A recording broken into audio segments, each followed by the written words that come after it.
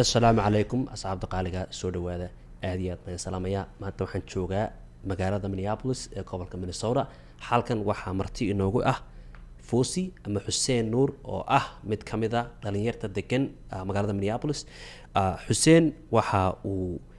yahay agaasimaha ama creative director-ka Fosi Media oo ah media company la shaqeysa ururada iyo kambaniyada degan gobolkan Minnesota iyo magaalooyinka Minneapolis iyo St. Paul. Marka Fosi waxa uu ka qabtaa shaqo waxa uu bulshada ka wada shaqo aad looga baahan yahay especially bulshada Soomaaliyeed oo ah media production iyo filmmaking. Marka waxaan rabay maanta bal Fosi in halkan aanu ku yara wada fadhiisano oo aanu bal shaqada uu bulshada ka wado wax ka yara weydiino. Fosi walaal soo dhawow. Cabdi waa mahadsantahay waa dhawahay marka ugu horeyso waxaan kugu soo dhaweynayaa magaalada Minneapolis waliba khaasatan inaad nagu soo booqatay studio-heena aad baan ugu faraxsanahay.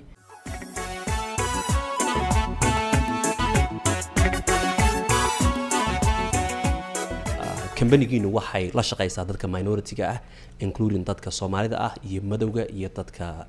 Latinada ama Latinx community-ga. Bal waxaad wax nooga yara sheegtaa shaqada qabataan iyo sida community-ga ula shaqeysaan iyo waxyaabaha dadka ka caawisaan. Horta company-ga Fosi Media waxaan bilaaway sanadkii 2017. Markii hore wuxuu iska ahaa idea ambitious ah oo anigoo shaqo kale ka shaqeynayo baan ma garanaysaa si part time ah markii shaqada aan ka soo baxo kadib baan sameyn jiray. Kadibna waxay noqotay wax dad badan ay u bogeen in terms of ma garanaysaa quality-ga video-yada aan sameynay iyo sawirrada aan qaadno. Markii dad badan ay jeclaadeen shaqada aan qabanana dad badan baa nala soo xiriiray oo ma garanaysaa rabay in video-yo loo sameeyo. Kadibna waxay noqotay wax income fiican iga soo galo oo ma garanaysaa shaqadii aan ka shaqeynayay aananba u baahanin. Marka shaqadii waa kasoo tagay 2018kii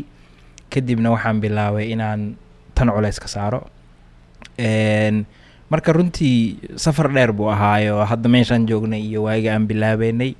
laakiinse intaas waxaan aad ugu faraxsanahay inaan barnaamijyo badan aan bulshada ma garanaysaa u qabanay khaasatan bulshada degan Minneapolis ama Twin Cities-ka guud ahaan. Barnaamijyada haddaan hal iyo laba taabto waxaa ka mid ahaa hadda sanadkii la soo dhaafay oo sanad 2020 maaha kii ka horeeyay waxaan ka wadaa 2021 maaha kii ka horeeyay 2020gii oo runtii pandemic baan u dhacayo ma garanaysaa COVID-19kii iyo Soomaali badan ay dhib badan soo gaartay. Waxaan aad ugu faraxsanahay in aan ahaa aniga iyo ma garanaysaa dhalinyaradii la shaqeynaysay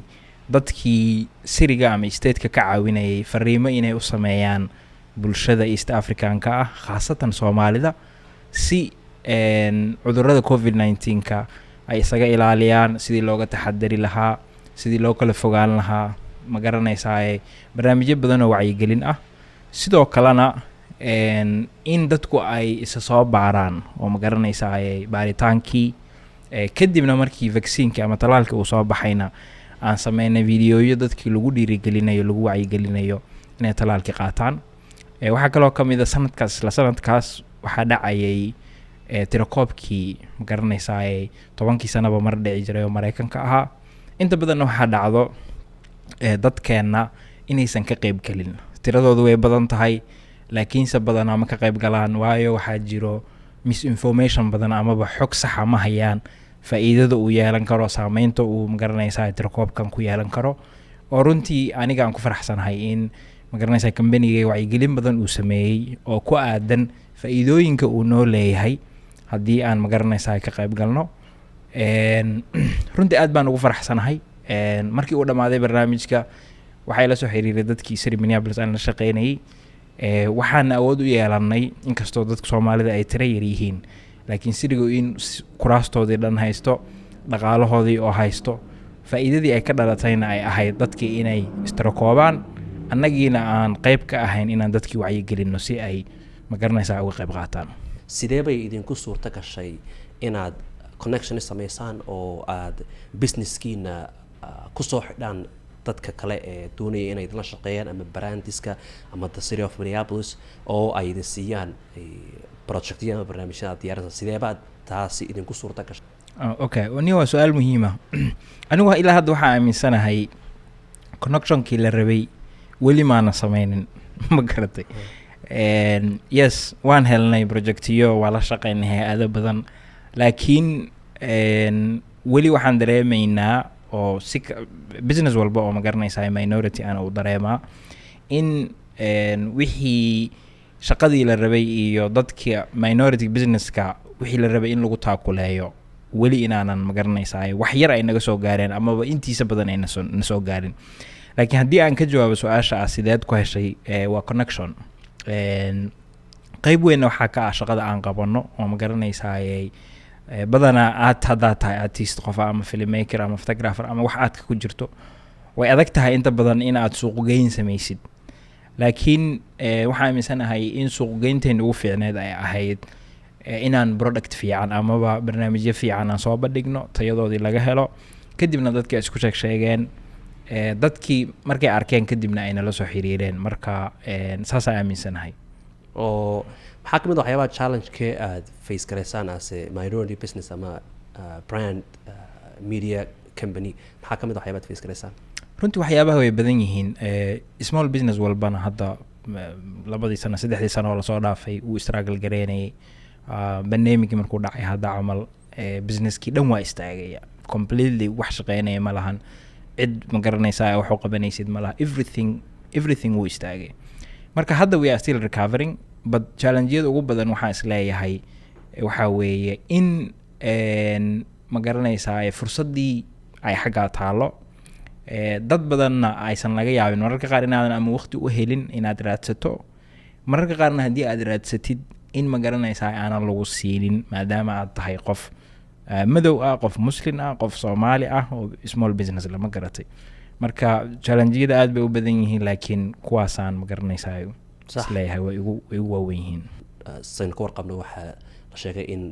tirada Soomaalida ugu badan North America oo dhami ay degan yihiin Twin Cities-ka. marka ka waran taas ma caawisa shaqooyinkaad qabataan Soomaalidu maydin yimaadaan sidee baad Soomaalida ula xiriiraan oo ula shaqaysaan? nihow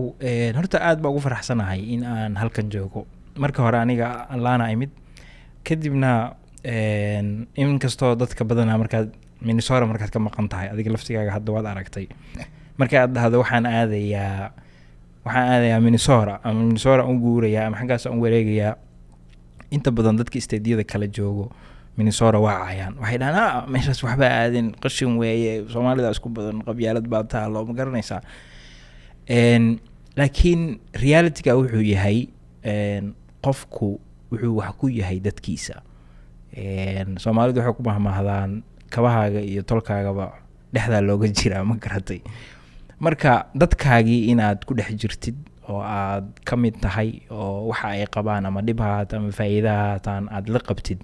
anigu runtii faa'iidaan u arkaa. go-aankii aan gaaray markaas inaan halkan usoo wareegana runtii go-aan aad u fiican buu ahaa. markii aan hadda businesskayga bilaabayay,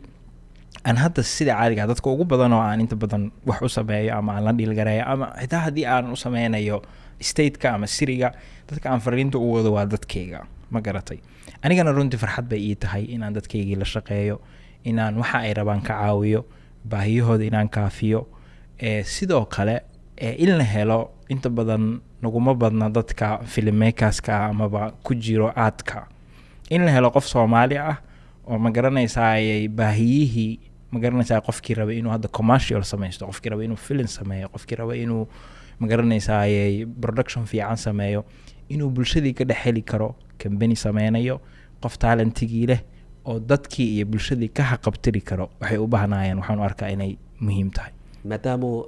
bulshadeenii filmmakerska ama dadka sameeya filmada ay ku yar yihiin amaba aqoon u leh, sidee ay kugu suurta gashay in Fosio aad aqoontan yeelato oo maxaa keenay xagay ka timi baltaa wax nooga yara sheeg? nihow su-aashaas waa muhiim. runtii wax horta ma aha aan iri intaan iskuul u aaday ama markii hore igu soo dhacay oo aan iri ma garanaysaa film sameeyaan noqonayaa. waxay ku bilaabatay waxaan lose gareeyay weight badan kadibna waxaa iri YouTube videos baan sameynayaa markaas aniga African joogay kadib walaalo halkan joogaan la soo hadlay and I want to give him shout out magaranaysaa Dulyadayn. He has been supporting me all the time. Marka asaga waxaan ku irinyo camera u baahanahay, camera iisoo dhiibay, laptop iisoo dhiibay. Kadibna waxaan go'aansaday inaan sameeyo videoyo magaranaysaa YouTube-ka ah oo magaranaysaa aan ku hadlayo. Videoyada hore waa horrible bay ahaan ilaa hadda markaan daawado waa qoslaa. Just like qof walbo bilaabay. I think we all been there. Yes. Yeah, exactly. Yes. But meel bay ka bilaabataa, you know. Anigana markii aan videogi sameeyay badanaa waxaan iska ahay qof jecel inuu wax baaro maanta dhan, wax sii ogaado. Maanta dhan YouTube wax ka baaraya, waxaan see loo sameeyaa, ma garanaysaa, waxa isweydiinaya waxaan see loo xaliyaa, ma garanaysaa. Marka inaan videoyo qurux badan sameeyaan waqti geliyay. New videogan soo hagaajisaa, codka xun, nervous baa tahay, kamarada se uga hadashaa, ma garanaysaa. And I know you can relate wax badan oo hadda aan sheegayo, ma garatay. Kadib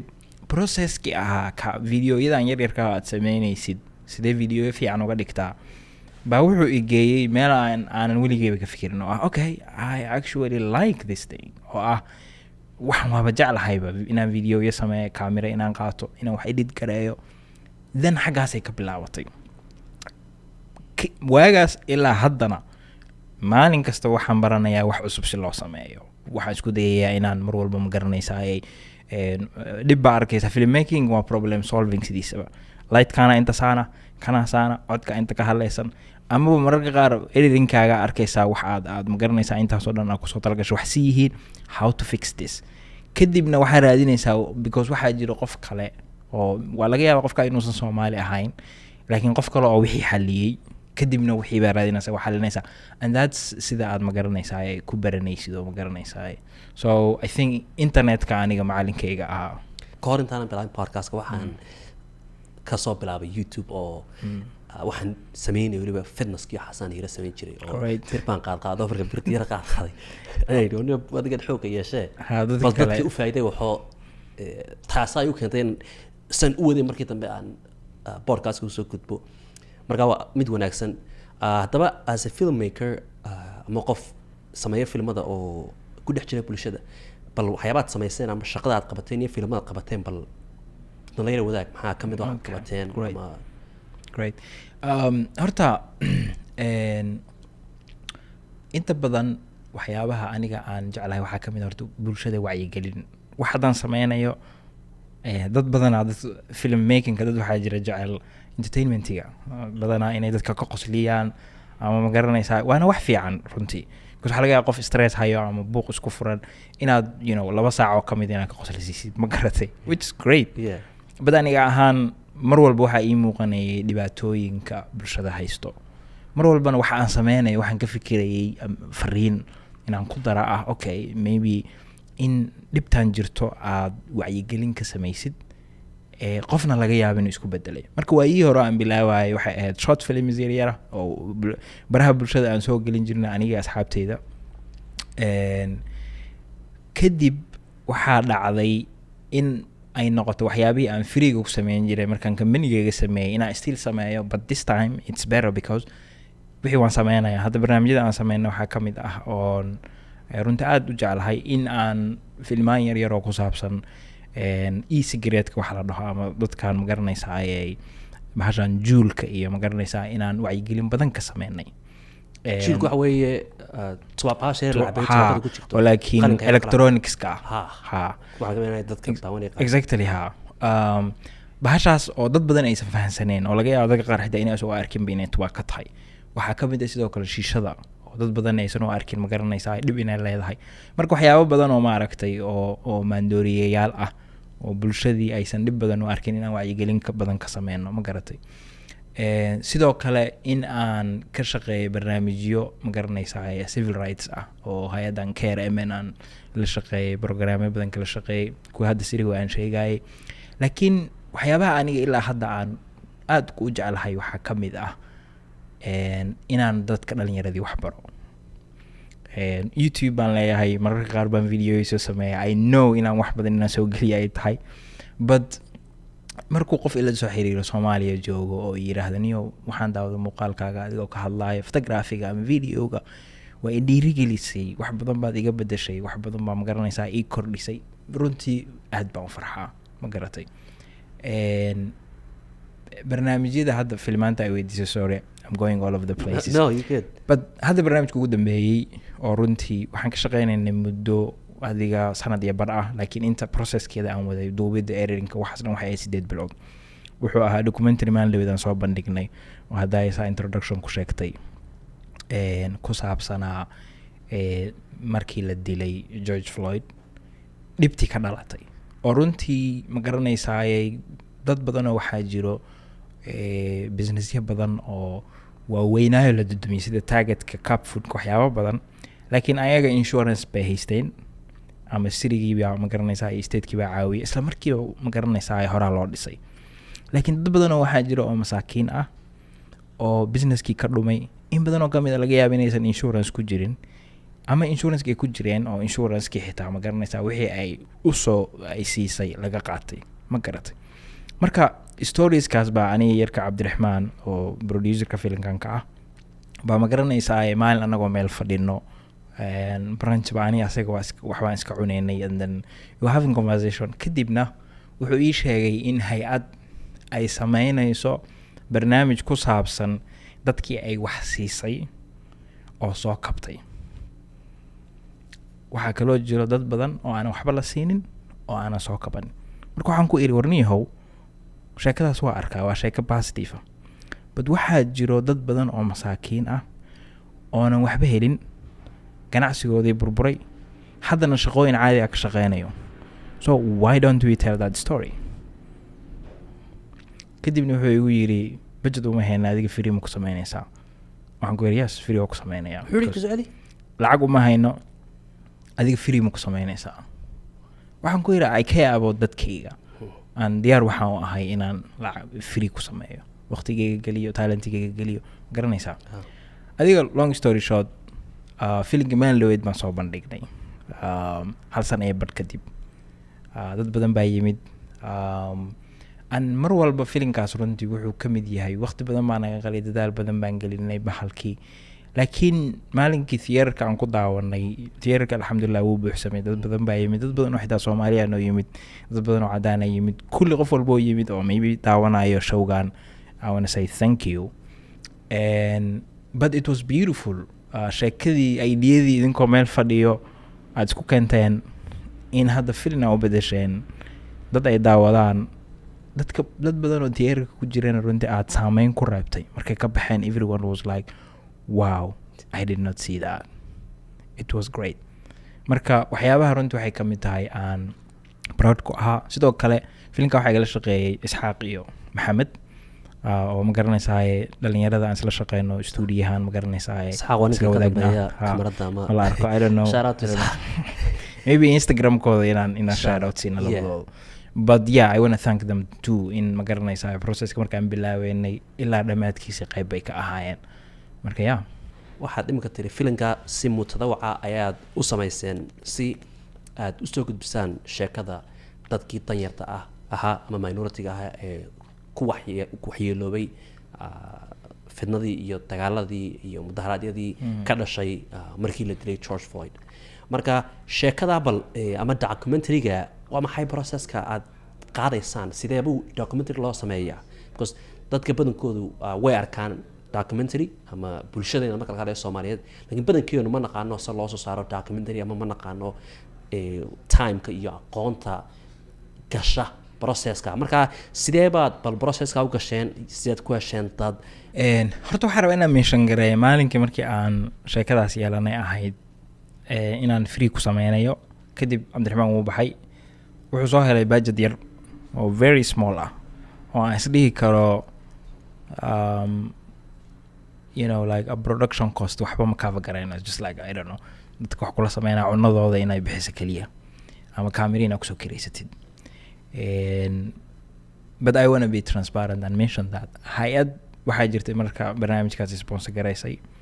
hay'addii markii aan barnaamijka soo saarnayna maadaama hay-ado kale ay ku jireen oo sheekada ay saameynaysay waxay go-aansadeen in loogadooda laga saaro oo ayaga bixinayo anagana waxaan iri we don't care ma garatay laakiin haddaan ku laabto su-aashaada ah processka filmmakingka muxuu yahay runtii documentarygan waa kii ugu horreeya aniga aan sameeyo intaan la-eg but always I am passionate about documentarieska I love inaan daawado laakiin processka wuxuu ahaa marka hore interviewyo inaan qaadno dadka inaan wareysano waxyaabaha cajiibka ah oo documentaryga aad ka baranayso waxaa ka mid ah marka hore waxaan rabnay sheekadan saan u galnay ideaan ka haysanay but the thing about filmmaking especially documentary filmmaking is sheekadii qaar waxaa laga yaabaa mararka qaar way isbedelaysaa intaa wixii waday waxaad ogeyn baa soo baxaayo adigii baa wax discover gareynayo kadibna waxaaba dhahaysaa ideadii marka hore saana ahayd let's focus on actually this ma garatay so waxaan qabanaynay healing circles oo dadka isku imaanayaan kadibna ay ka hadlayaan wixii dhacay waa duubeynay waxaan sameynaynay documentary interviews aan qabanaynay dadkii aan ka qabanaynay dadka qaar waxaan noo qorshaysnaa inaan follow gareyno but mararka qaar nooma suura galaynin because schedulekii dadkii ay waxba isdaba maraayo adigu anyway footage badan baan soo duubnay I could say about I don't know was it 10 hours or 20 hours of footage ba haystay markaan rabay inaan edit garay waa organize gareeyay and I was like okay I'm gonna sit down and waa edit gareynaya but 20 hours of footage ba haysataa kadibna you don't know waxa ku samaysad you have the idea laakiin waxa ku samaysad ma taqaano so editing processka is waxa waqtiga ugu badan qaato waana sheekada meesha ku sameynaysid asagaas marka waqtiga ugu badan runtii iga qaatay waxaan u maleeyaa ma aqaano maybe like 4 months of kamida editing baan waday inkastoo shaqooyinka aan dib u dhigto oo intii ugu dambeysay I think bishii ugu dambeysay editingka ugu badnaa aan sameeyey ma garatay waxaan xasuustaa marka aan filimka xitaa soo bandhigaynay maybe dad badan ma oga laakiin 3 beriyo kamida studiohan joogay I think habeenkii intaan joogay waxaa malaya waa baxayay guriga aaday shower baan soo qaadanayay maybe cunay inaan wax soo cuno waxaa laga yaaba maybe 2 hours of sleep inaan seexdo but then I would come back and edit ma garatay so editing badan but also mararka qaar haddii aad idea haysid rabtid inaad duubsid ama waxaysid waxaan ku dhihi lahaa just go and start just ka bilow inta ugu badan dadka waxaa ka cabsiiyo bilowga wixii haddaa bilowda war wixii waa sameeyay hadda maxaan ku sameeyaa dee waa inaan shaqadii hore usii galaa okay waa inaan dhameeyaa and also wax kale oo muhiimaa jiro waa inaan deadline leedahay iyo wax ku daba taagan aniga the fact that we said magaranaysa screening date aan theaterka kasoo saareyno that was the deadline like 27th May I was like okay how should bil baa ka dhiman 20 days baa ka dhiman so deadline-ka asagana waa muhiim laakiin generally bilaaw haddaa rabtay inaad film haysid it was great experience wax badan baan ka bartay oo hadda aan ku isticmaali karo my next film hadduu ilaahay yidhaahdo markaad documentarygii ama filmkii aad dhammayseen sidee baad u promote garaysaan ama aad ula socodsiisaan dadka inaad shaqo samayseen oo aad soo daynaysaan sidee baad arrintaa u promote garaysaan ama aad dadka u ogeysiisaan sidee baad u heshaan meelo aad kusoo bandhigtaan waa sidee processku kolley waxaan ogaa inay asaad sheegtay tahay markii kugu horreysay ee aad gasho arrintan marka sidee bay ahayd waxaan ahayn 2 qof aniga iyo cabdiraxmaan waxaan ku erinayo shaqadaada waxaa waa inaa market garaysid even though aaminsanahay kulligeen experience noogu horreeya inuu ahaa documentary aan sameyno haddana waxaan aaminsanahay shaqada aan sameynay in terms of inaan promote gareyno mid ka fiican inaan sameyn karnay so inaan marka aan marketing iyo promotion u sameyno anigu waxaan aaminsanahay shaqadii la rabay maanan qabanin and maybe waxaa weeye dee shaqadii noogu horreysa marka aan qabanin ay ahayd but aniga ahaan shaqadeeda waxay ahayd film qurux badan inaan sameeyo as a director laakiin waxaan isticmaalnay social media Eventbrite baan magaranaysaa ay sameysanay invitationka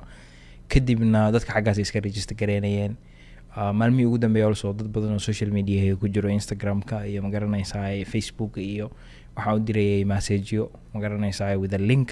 waqtigan inuu yahay informationka inuu yahay kadibna waxaan lahaa imaada waa soo post gareeyey asxaabteyda ii dhow qof walba waxaan lahay maalinkaasi don't miss it ma garatay asxaab badan oo asxaabteyda oo runtii processka dhan ila socotay oo maalinkiina meesha wada timidna runtii way jiraan and I want to appreciate them all. Thank you. sad ku heshay meesha waxaan jeclaan inaad yeah. theater kareysateed. So theaterka actually Cabdiraxmaan baa la shaqeynaya hay-adaas, so it was mixed play theater and then theaterkana free bay nagu siiyeen inaan magaranaysaa kusoo bandhigno maadaama anaga laftigeena aanan lacag ka sameynin barnaamijkan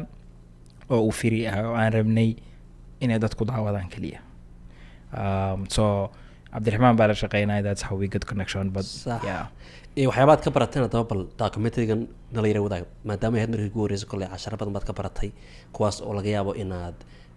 isticmaasho your next project ama documentary-ga dambe sameyso ay ku caawiyaan. bal nooga sheeg waxyaabaad baratay ama aanad markii hore filanin ay kugu soo baxay. Right. Su-aashaas aad bay muhiim u tahay. Runtii waxaa laga yaabaa qof markuu qof wax sameeyo in qof kale uu dhiirigelin ka helo qofkaas kale wax uu sameeyey, but mararka qaar ma dareeno annaga laftigeena waxa aan sameynayno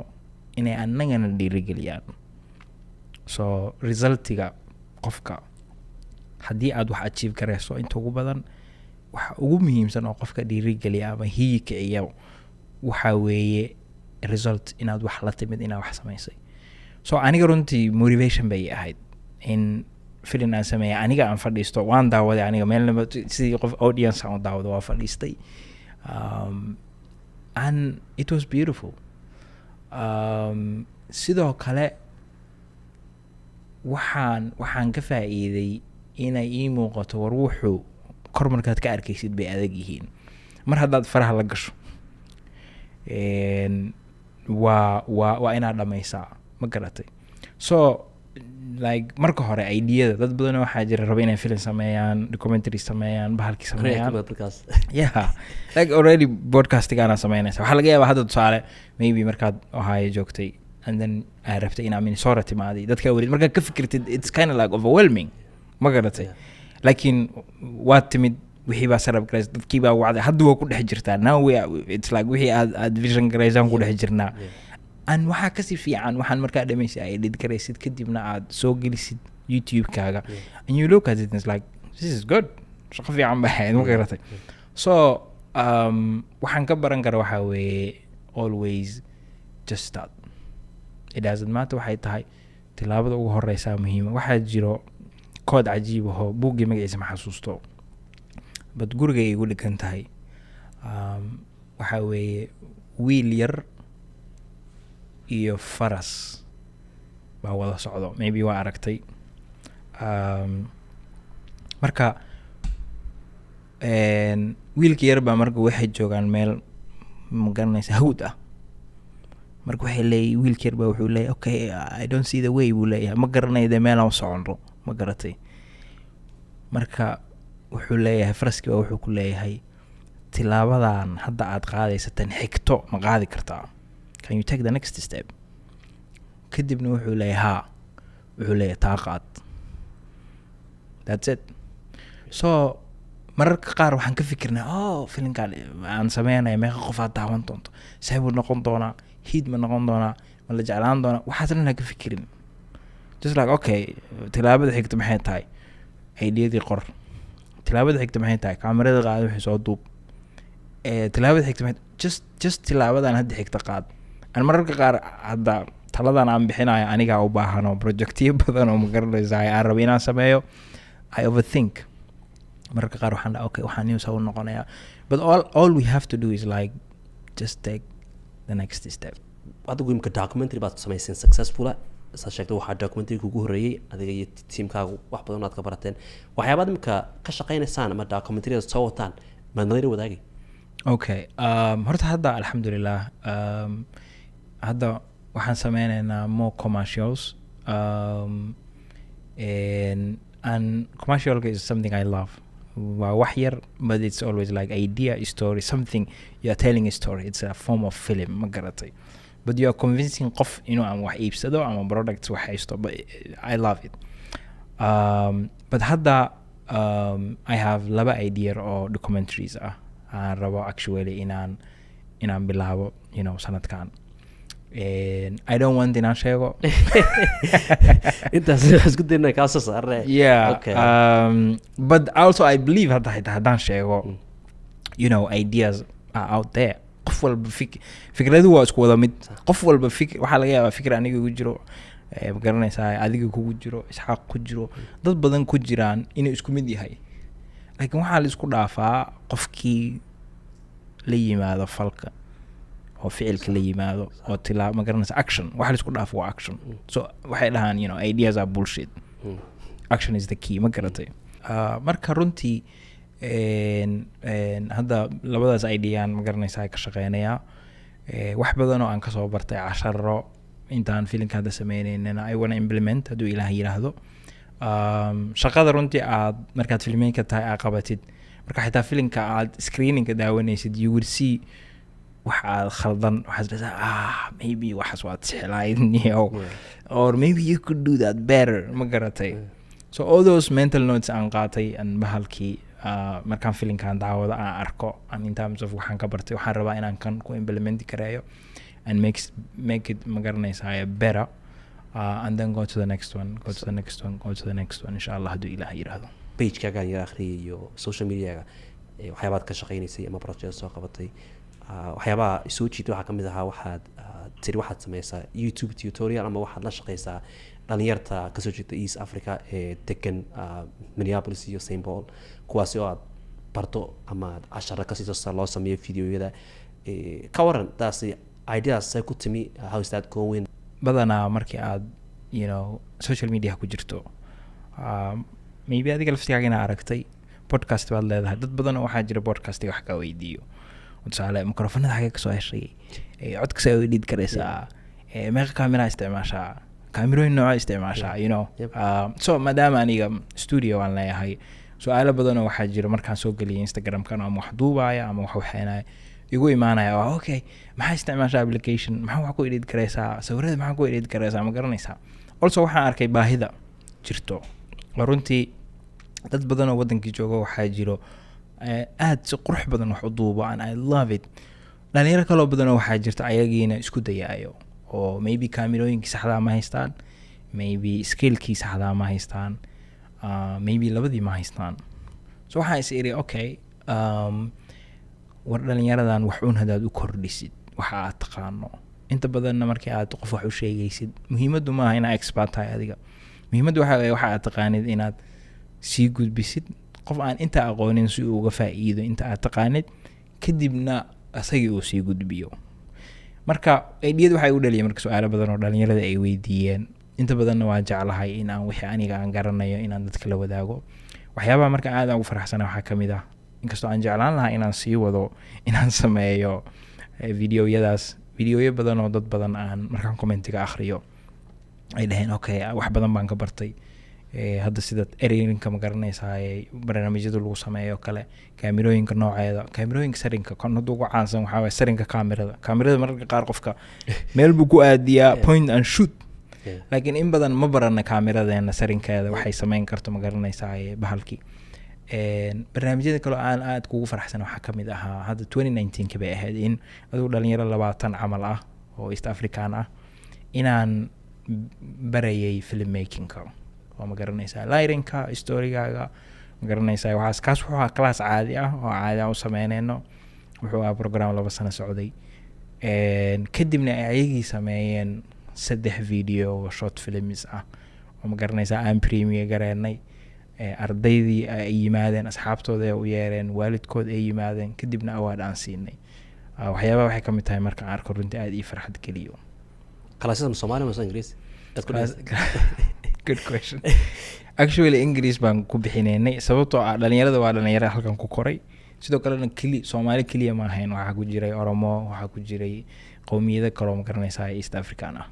sax. Okay, so saan ka warqabno Soomaalida degan Mareykanka iyo Minneapolis iyo Mareykanka guud ahaan aqoon badan bay hayaan, in waxyaabo badan bay kasoo barteen shaqada ay ku jiraan ama jaamacada ay ku jiraan, amaba just by being around dad shaqooyin kala duwan wada adigo ku dhaado wax laga yaabaa in Mareykanka inta joogtay aad isku dhexshay filmmaking aad aqoon badan baratay oo imikadaa ku dheeday waxaad samaysay documentary ama film dam haddaba ma idin qorshaysan mustaqbalka in shaqada aad qaataan oo wadankii aad dib wax ku celisaan because wadankii baahi badan ma gashta midda todoba hada niyow su'aal muhiim weeye marka aad film sameynayso waxaa jira la dhaho rehearsal oo ma garanaysaa isku diyaarinayo actionka saxda ah waxaa aniga aaminsan wax walba inta ku sameynayno inuu rehearsal yahay oo aan isku diyaarinayno actionka saxda ah inuu wadankii ka dhaco yes wadankan waa wadan horumaray yes waxaa soo kordhinaynaa bulsho ahaan dad ma garanaysaa immigrant ah laakiin sida aniga aan arko baahida saxda waxay ka jirtaa wadankii wax walba inta aan ku sameynayno ama aan ku baranayno aqoontii iyo xirfadii iyo horumarkii iyo qalabkii iyo wax walba waxaan rabaa in aan dib u qaadno wadankii geeno filmaan caalami ah laga sameeyo wadankii series aan soo saarno ku saabsan taariikhdeeni sayidka ku saabsan ma garanaysaa wiilwaal ku saabsan ma garanaysaa ku saabsan xawataako sheekooyin badan oo ma garanaysaa runtii cajiiba oo ma garanaysaa maybe afka aan isaga sheekeyno in la sameeyo oo adduunku daawado oo dadka ay bartaan oo bedelno muuqaalka laga haysto qofka Soomaaliga ah oo runtii Hollywoodka iyo mainstream media badana ay gudbiyaan in Soomaalida ay yihiin dad karti leh dad dhaqan leh dad ma garanaysaa hor socod leh dad af ma garanaysaa leh hodan ah taariikhaheennina aan ka sheekeyno muuqaalkan maaragtay in oil intana loo mariyo la gubo ma garanaysaa hadda filimkan Captain Film camalnaha in aan adduunka ka bedelna hadduu Ilaahay yiraahdo taasna waxaa lagu gaari karaa in la wada shaqeeyo oo dadkii maaragtay creative-ka ama maaragtay ku jira industry-ga iyo filmmaking-ka iyo waliba especially media inay wada shaqeeyaan qof walbana uu isku dayo in uu waxa uu tari karo bulshadiisa uu sameeyo meesha uu joogo Foosio ma jira waxaad asxaabta jeceshahay inaad la wadaagto ama dhambaalaad jeceshahay inaad ka tagto I think wax badan ma hadalnay laakiin waxaan dhihi lahaa aan kusoo gabagabeynaya hadalkayga waa mahadsantihiin mararka qaar waxaa laga yaabaa waxa aad rabtid iyo dreamska aad leedahay iyo maanta meeshaad joogto inaysan islahayn laakiin adiga visionkii waa aragtaa waxaa muhiim ah visionkaas aad arkaysid waxa aad sameynaysidna it doesn't matter wuxuu yahay haddii aad maanta joogtaysid ka shaqaysid dadka kale waxaa laga yaabaa inay ku arkaan inaad waalan tahay like I don't know tusaale inaan kusoo qaato mar walba waxaa laga yaabaa in dadka qaar aysan fahmaynin inaad podcast sameynayso ninkii YouTuber buu hadda noqday so whatever it is aad sameynaysid cidna ha dhegaysanin visionkaagaas eego everyday show up ka shaqee waxaad jeceshahay kuna dadaal hana dhegaysanin dadka naysayaaska la dhaho ama dadka maaragtay dadka hadal kusoo tuuro mararka qaarna wuxuu noqon karaa qof familkaaga kugu dhow khasab maaha inuu qof kale stranger noqdo waxaa laga yaabaa qof familkaaga kugu dhow inuu hadal kugu dhaho laakiin hadalka asaga maybe ayagu ma arkaan inay dhaawacayaan dreamskaaga amaba yoolka aad leedahay in nolosha ka gaartid inay iska dhahaan ayaga laftigood waxaa laga yaabaa they are trying to care for you waxaa laga yaabaa inay ka fikirayaan inaad maaragtay nolol fiican ku noolaatid so hadal baa laga yaabaa inay kugu dhahaan ay ku dhahaan war ruuxan iyo ma iska daysid nin weyn baa tahay mararka qaar waxaa laga yaabaa dadka qaar waxay ugu dhihi jireen war nin weyn baa kaamiradan iyo waxaa wadatid waa hay ma garatay but ayaga aqoontooda ku saabsan kaamirada iyo waxaan iyo ma fahmi karaan even familkaaga waxaa laga yaabaa inay fahmiin ba ay ku dhahaan waxaan niyo lacag ma laga helaa how do you make living out of this ma garatay but it's waxay yaqaanaan ayaga and they are not trying in adiga ku hadgarayaan ama dhib ku gaarsiiyaan so they are doing it for love but mararka qaar adiga saameyn inaysan kugu yeelan oo aad dhagaha ka xiratid hawshaadana aa wadatid